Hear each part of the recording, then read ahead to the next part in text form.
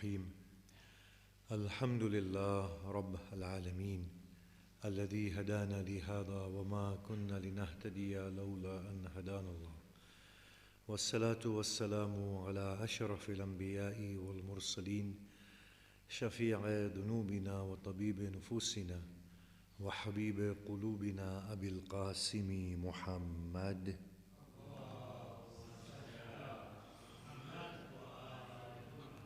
وآله الطيبين الطاهرين المعصومين وأصحابه المنتجبين ومن تبعهم بإحسان إلى قيام يوم الدين. بسم الله الرحمن الرحيم. رب اشرح لي صدري ويسر لي أمري واحلل عقدة من لساني يفقه قولي. أما بعد، السلام عليكم جميعا ورحمة الله وبركاته. بسم الله الرحمن الرحيم. When we talk about religion and the contribution that religion makes and the way of life that religion ordains, we find that all of these things are within the ability of the human mind to derive the way of life which is a righteous way of life, or a moral system that befits the existence of humanity. We will find that human beings themselves can come to that understanding independent of any religion. So religion in this way has only informed us of that which has already been with us. Maybe we became mindless of it. A friend of mine said to me once, he said, when the Quran says, be good to your parents, is the Quran telling us anything that we ought not to be doing in the first place as human beings? Is it actually giving us a new moral guidance that is not already with us? When the Quran says, do not cheat, do not transgress, do we need a divine authority to tell us to be righteous, to be just? Shouldn't we as human beings be expected to be righteous and just? Shouldn't we be taking care of our dependents? Shouldn't we be aloof from crimes and from injustices, transgression against others? Is the Quran adding anything by telling us, do not bury your infant daughters? Obviously, what he was saying made a lot of sense, that the Quran is not adding anything new. And that is why the Quran calls itself the reminder. It is merely reminding us of the godly truths that are within us in any case. He made a comment that the Quran only asks us to do what is a minimum requirement. Salawat. So, the Quran is only asking us to do that which is required at a very minimal level. We should go far beyond that. Now, the only reason the Quran said that was because we had forgotten it. The obvious thing was forgotten. And it was only reminding us that that is where humanity belongs. Otherwise, the human rights discourse within the contemporary world is something, although initially influenced by religious teachings, but it is something that is an outcome of human beings' collective understanding of what befits human existence. That nobody should be a slave of another. There should be freedom of thought, freedom of religion. Everyone should get their minimal rights, roof over their heads. There should be no poverty. So in that way, religion does not uniquely add to humanity. It merely reminds us. Where religion uniquely adds, and this is the phenomenal point that the people of religion need to understand, is that religion gives a beautiful spiritual orientation to human life. And this is something that humanity is unable to work out at the isolation of religion. So I repeat this once again. Human rights, value of humanity, not transgressing against others, justice, fair play, goodness, righteousness.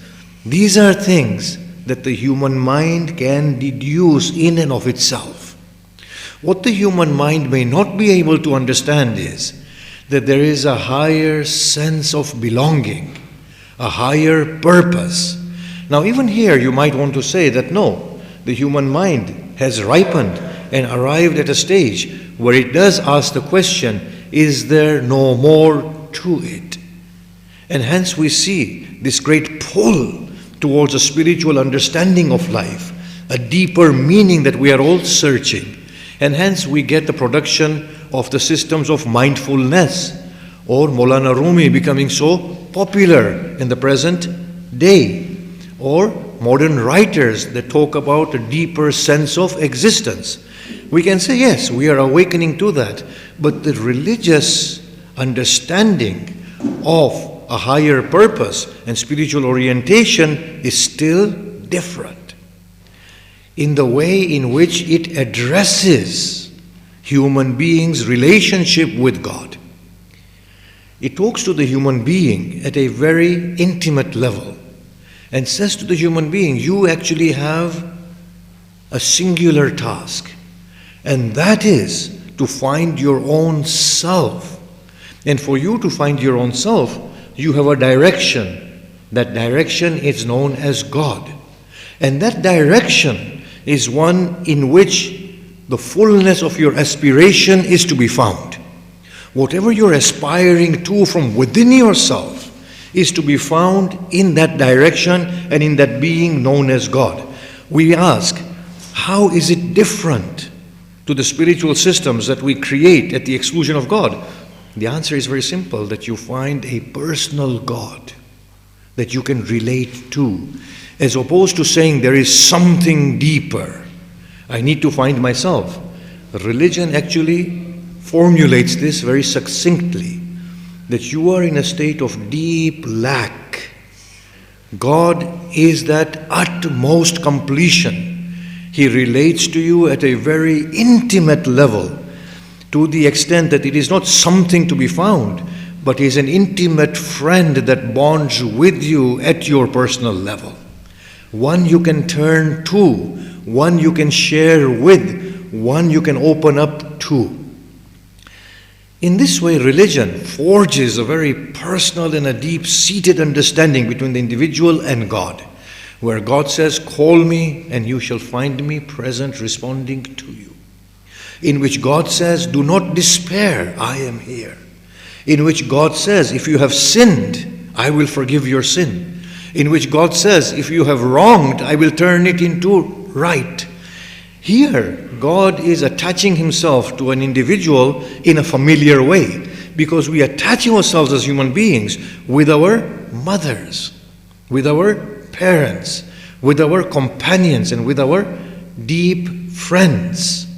We attach ourselves with them at a very private level, and there is that need within us to be privately belonging to someone to whom we can disclose ourselves to. And from there, we can arrive at the acknowledgement of ourselves. This is what religion does for us, and that is the essence of religion.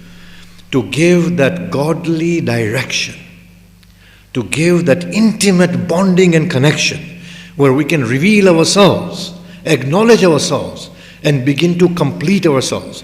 It is very difficult for a human private individual to confide in somebody to the extent of being able to tell them that I actually feel disgust with my own self. I can't face my own self.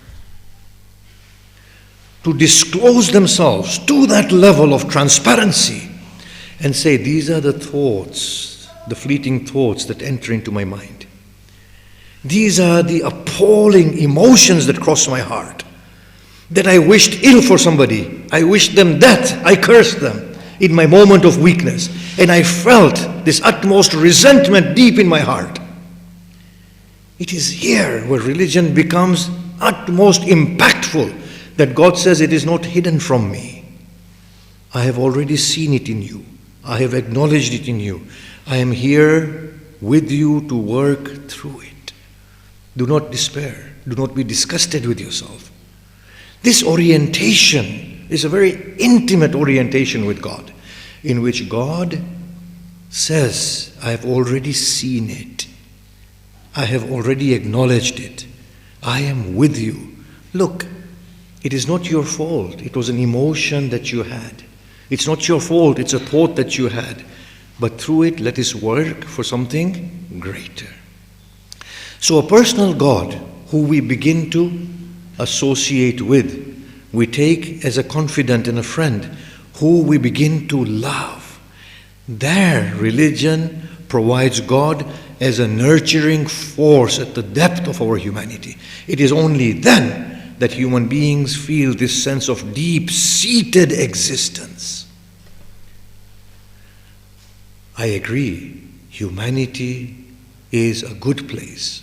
People have a moral calling from within, but that is very, very different to this deep-seated, beautiful, tender belonging with God. This is a universal message for humanity at large. And if we look at every religion, we will see at the core of religion the same essence, that we need to belong to that higher order that brings out the best in our humanity, that brings out the best within us to that spiritual bond. Now here is something that I would like to say. When we look at people of different religions and we say they are good people, will we attribute that goodness to religion, or will we attribute that goodness to the connection of those good people with their God? We will not attribute it to religion primarily. Religion will only be a means and a mechanism. The real goodness that is attributed to those people is due to their bonding with God through their religion. In this way, religion was meant to make us needless of religious biases. Because if a person attaches himself or herself to God and with God, then they become as beautiful as God.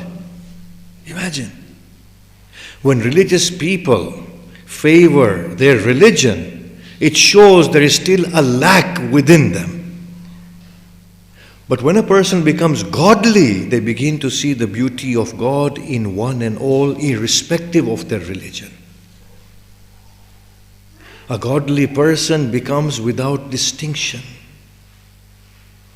As God embraces white and black and is none of the two, then so does a godly soul embrace white and black. As religion, as God is oblivious to religious persuasions, a godly soul becomes oblivious at that level to religious persuasions. As God is forgiving of all, the godly one becomes forgiving of all. As God is charitable to all, the godly soul becomes charitable to all. Their religion becomes God Himself. So the people of religion should know that religion is a mere wrapping that is there to bring acknowledgement of the most beautiful one. And when that most beautiful one is found, religion becomes obsolete altogether. I'm not talking about people leaving their practices and religions. No, I'm not talking about that. Because we are bodily, we will be brown and black and man and woman and tall and short and ugly and beautiful. These are bodily aspects. Praying and fasting, these are all bodily aspects. Going around the Kaaba or going around the Baytul Muqaddas or fasting in the Christian way or the Hindu way, these are all bodily aspects. I'm talking about a religion beyond religion. I'm talking about a God beyond God. The God of all. Religion, all of them, at the core were meant to deliver humanity by bringing them to their status of godliness, by connecting intimately and deeply with the love of their hearts. And I do see this future for humanity And I'm very, very hopeful that we are getting there. Many times people tell me, but look at the state of humanity. And when you look at it carefully, you say, no, actually humanity is good. It's actually better than it has ever been. It is not a bad place. So people tell me, now hear these words carefully, but these people do not believe in God. And I say, well, examine it again. When the tsunami came, those who believed in God could not dig into their pockets. But those that do not believe in God, according to our understanding, they were so charitable and godly that they gave everything that they had. Which of the two is a believer of God? And which of the two is not the believer of God? When unjust wars are being fought, the people of religion stay back. But the people who are claimed to be disbelievers by our standards, scum of the earth, immoral, these are the people who stake their lives and speak for the rights of the oppressed. Which of the two parties has God deep within them and which of the two parties does not have God? It actually seems the other way around. That humanity, in losing one type of God, has found a real type of God. Humanity is a good place. It's a place in which God is becoming more and more apparent, more and more prominent. I'm going to finish with this. The calamities that befall us are due to a very few. The majority of the people are good people. They are really good people. They have God within them. The very fact that we can address humanity through a common moral language shows that humanity at large is good, because they will all understand that language. They will all say, yes, poverty is a sickness. Injustice cannot be tolerated. Tyranny has no place in the 21st century. The fact that everybody can understand that language and agree to it shows that humanity has never been more godly than it is at present. I suppose there is one more step for us to take, and that is that spiritual inner attachment with the highest order, who is the completion of all our human aspiration, where we find ourselves and begin to live a very substantive life. Can we pray a Surah Fatiha for all those who have gone before us, and especially I lost a nephew of mine in the last week and an aunt, and for all of our beloved souls, Al-Fatiha.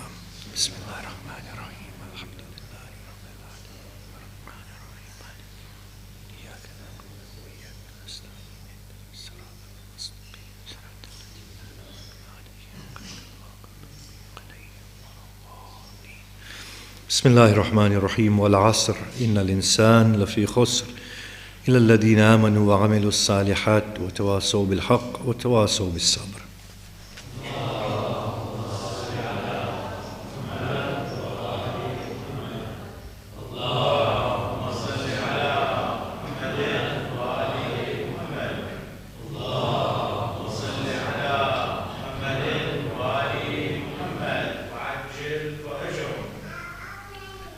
بسم الله الرحمن الرحيم الحمد لله رب العالمين والصلاة والسلام على أشرف الأنبياء والمرسلين وآله الطيبين الطاهرين أما بعد السلام عليكم جميعا ورحمة الله وبركاته.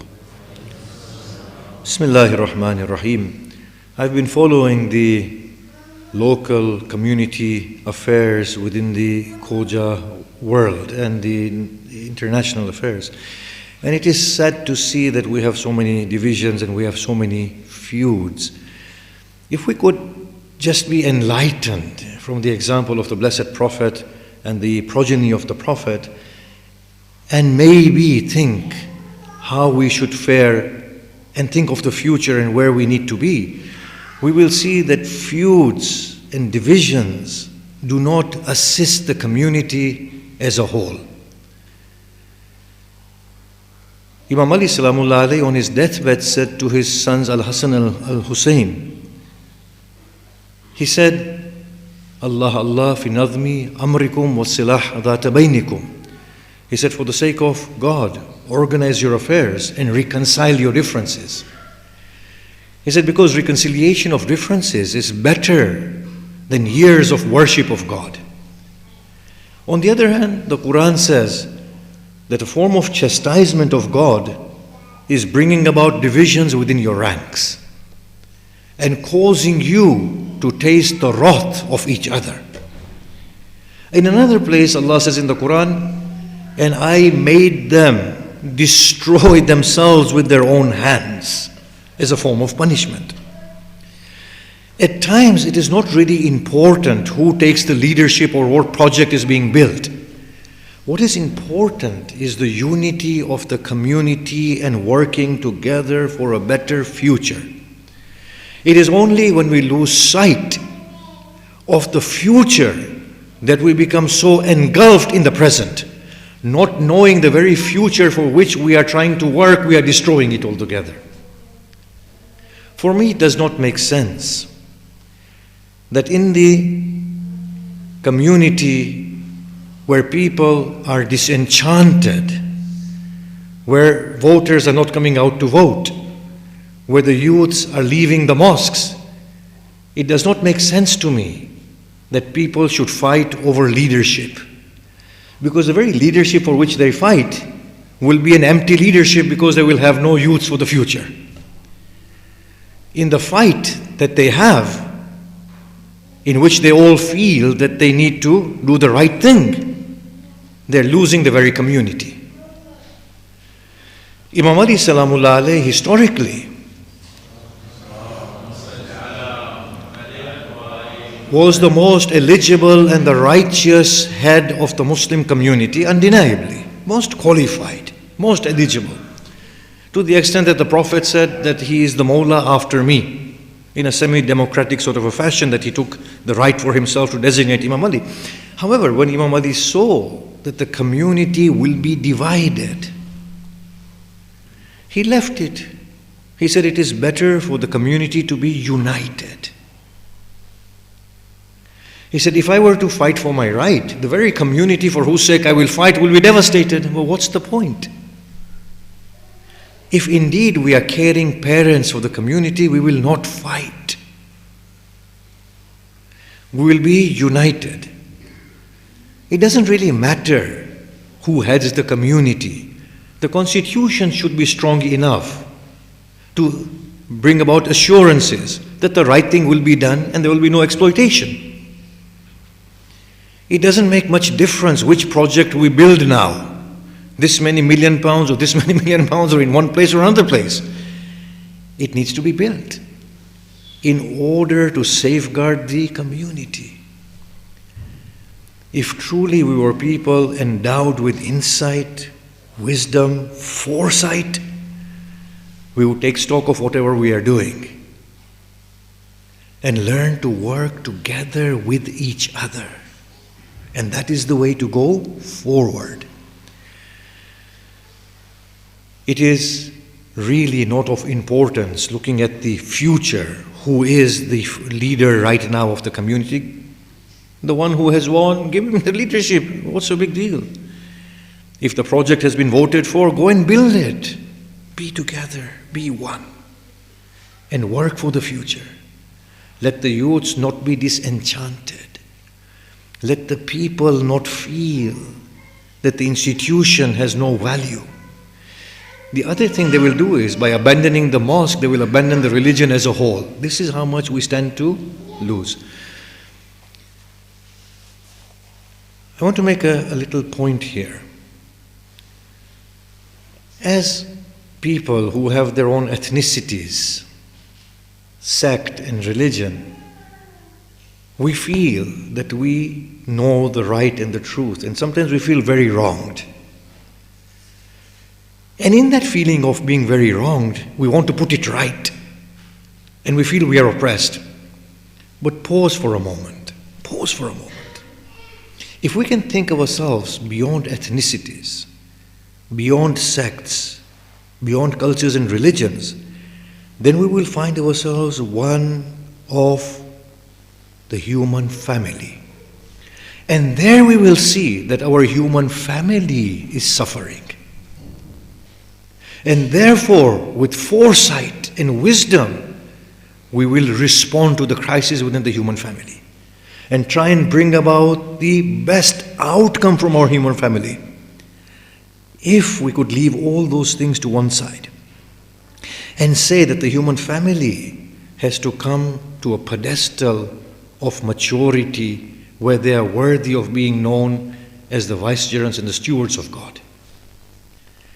I'm trying to make a point here that often we say that the people like the Zionists and they need to be destroyed, but I'm just saying, think about this. By killing people, we are not going to stop the unjust trend that is within humanity. That is a part of humanity. If we don't find it in the form of the Zionists, according to the Muslims, then we will find it in the form of the ISIS. One or the other, we will find it because it is deep within humanity, that trait.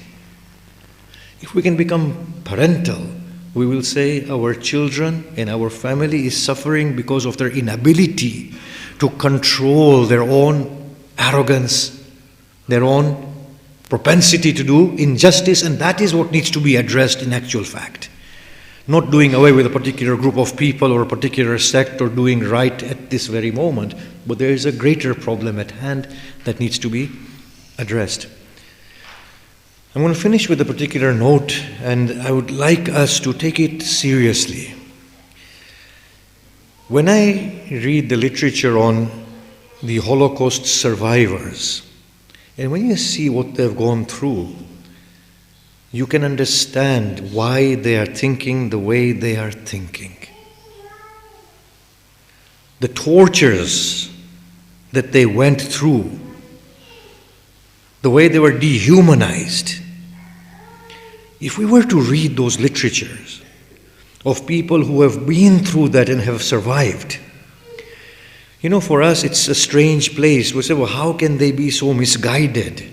How can they kill poor little children? How can they do this? How can they do that? Yes? But if we were to look at the background and you say, okay, they're paranoia, even though whatever they're doing is unjust and wrong and unrighteous, I agree. But why should anybody be doing that? That's the question. Why should anybody be so unjust, inhumane? When we read this literature, you can say, well, you know what, I have a better understanding now. And as opposed to saying you're wrong and you can't do this and putting them to that, the approach should be, look, we're very sympathetic and we empathize with what you've been through. But it's not like that now. It's a bit different. And maybe you're doing the same thing to others that was done to you. Because when a person has been abused, they grow up to become abusers. And I don't want to offend any religious faith community or any nation by saying that they're abusers and whatnot. I'm talking about a general principle of life. When people are abused earlier on in life, they turn out to be abusers as well. As opposed to condemnation, maybe what is required is understanding and looking forward and trying to remedy the situation in the best way possible. If we can apply these principles and think of the eventual end of humanity, maybe life at present becomes much, much better, harmonious, and we can put in those things in place that can assure a better end. Anyway, that is our hope and that is our prayer. May Allah subhanahu wa ta'ala forgive all those who have gone before us. May Allah subhanahu wa ta'ala feed all those who are hungry, shelter all those who are without shelter. May Allah subhanahu wa ta'ala bring peace and well-being to this world of ours. May Allah subhanahu wa ta'ala hasten the reappearance of our beloved Imam and grant us the grand boon of serving humanity in His divine presence. Bismillahir Rahmanir Rahim. Alhamdulillahi Rabbil Alameen. Wassalatu wassalamu ala ashrafil anbiya'i wal mursaleen wa alihi at-tayyibin at-tahirin. Allahumma salli wa sallim ala Muhammadin al-Mustafa wa ala aliyin al-Murtada wa ala Fatimata al-Zahra وعلى الحسن المجتبى والحسين الشهيد بكربلاء وعلى علي بن الحسين ومحمد بن علي وجعفر بن محمد وموسى بن جعفر وعلي بن موسى ومحمد بن علي وعلي بن محمد والحسن بن علي وحجة الله بن الحسن القائم المهدي المنتظر